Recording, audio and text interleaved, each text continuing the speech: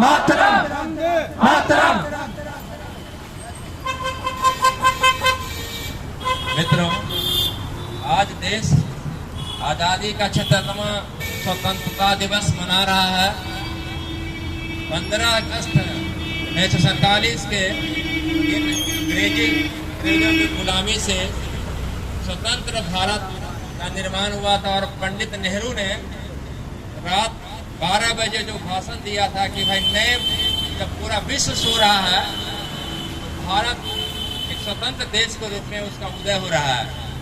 उन महान विचारों, महान आदर्शों, महान संकल्पों के साथ हम लोग 75 साल यहाँ 2022 में 75वां साल मना रहे हैं।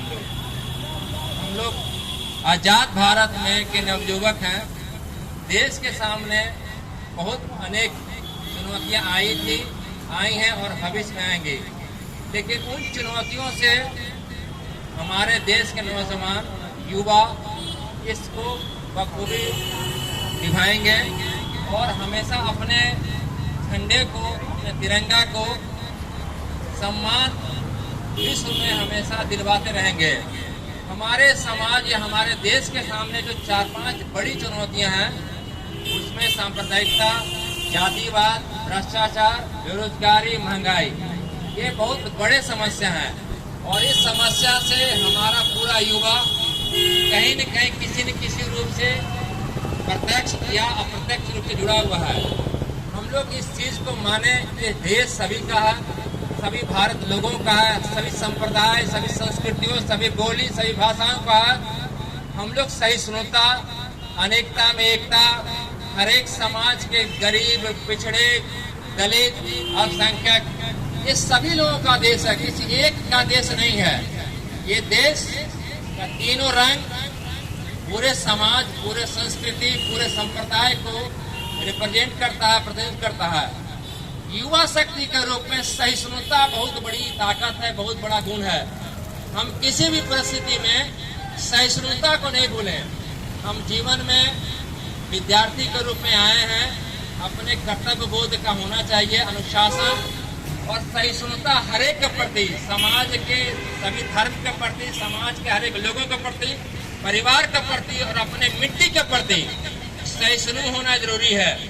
हम अपने कॉम्पिटिटिव परीक्षा की तैयारी करते हैं, करते रहेंगे, लेकिन साथ में बिहार का जो मिट्टी है, उसका संस्कार है, उसका जो आदर्श है, उसको हमेशा गरिमा में रखेंगे और प्रयास करेंगे कि हमारे बोली, विचारधारा, व्यवहार से बिहार और भारत की मिट्टी, उसका संस्कार, उसके आबरू, उसके विचार में किसी प्रकार का ठेस न पहुंचे।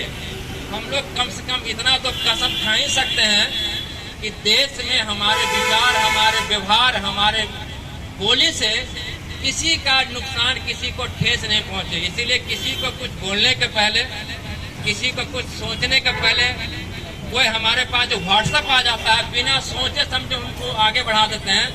इससे समाज में विद्वेष, सांप्रदायिक विद्वेष फैलता है, समाज में रंजिश फैलता है और उसका खमियाजा पूरा देश को महसूस होना पड़ता है।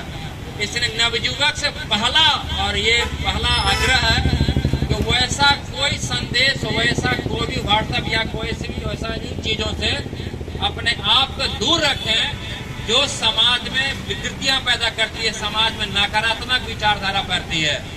हम अपने आप को उससे दूर रखने का आज कम से कम जरूर कसम लें कि हम उन चीजों से दूर रहें जो हमारे बीच नकारात्मक और हमेशा विद्वेष फैलाती है।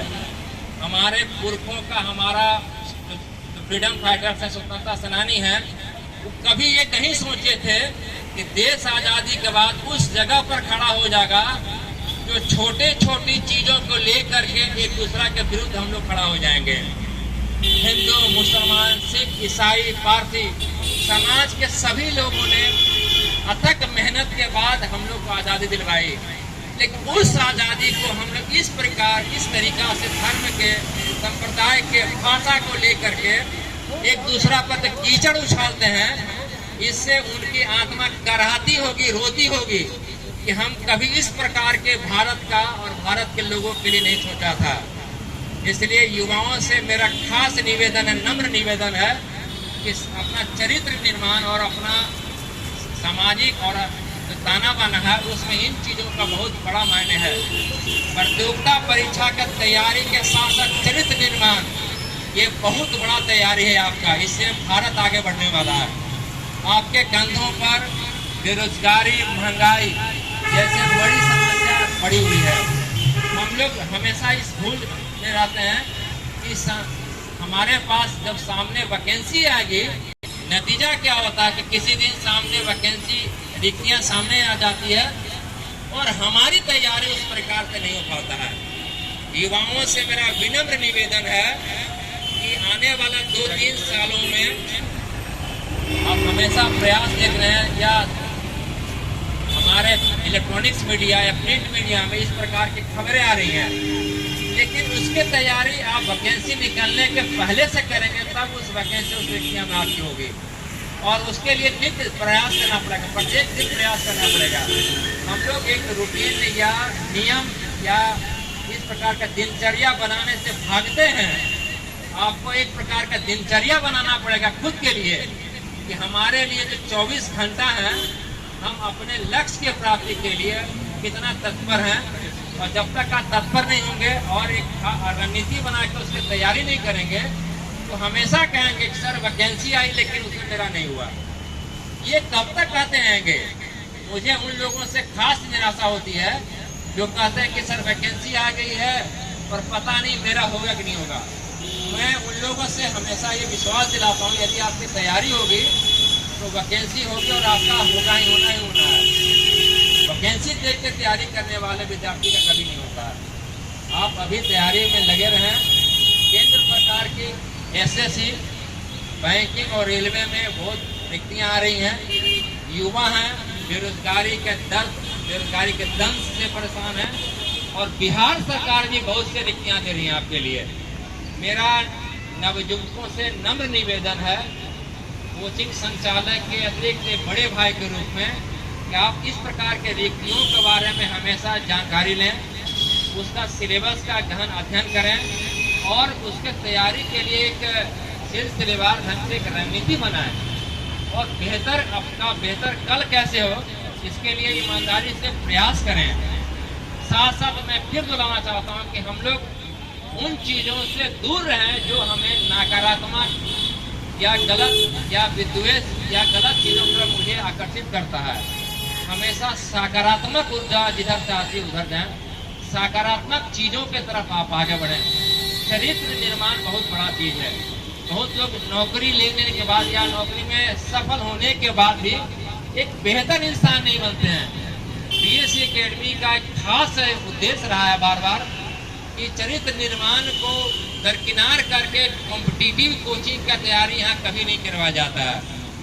संस्कार और चरित्र निर्माण के साथ कॉम्पिटिटिव कोचिंग, कॉम्पिटिटिव जो परीक्षाओं को प्रतियोगिता परीक्षाओं की तैयारी में ज़्यादा विश्वास करते हैं। चरित्र बिना किसी सफलता का कोई महत्व नहीं होता है। इसलिए मैं युवाओं से दोबारा उनसे नम्र निवेदन करता हूँ, आश्वासन देता हूँ, संस्था आपके हर एक बुरे से बुरे समय में असफलता और सफलता दोनों में आपके साथ खड़ा है।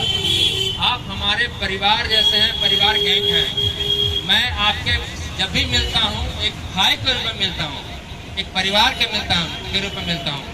इसलिए हमारे इन बातों का हमेशा रखें मान कि तिरंगा को मुझे लहराना है। तिरंगा का मान तभी बचेगा जब आज के युवा ये कसम खाएगा कि हम अपने समाज, अपने जीवन में, अपने व्यक्तित्व में नकारात्मक चीजों को हटा करके सकारात्मक ऊर्जा के तरफ आगे बढ़ेंगे और मेहनत और माँ भारती के लिए 10-12 घंटा पढ़ेंगे, परिवार के लिए जो नौकरी लेंगे, ईमानदार और सच्चा नागरिक बनेंगे जो देश प्रदेश का मान सम्मान आगे बढ़ाएगा। और इसी के साथ मैं अपनी बातों को विराम देता हूँ। वंदे वंदे वंदे, जय हिंद।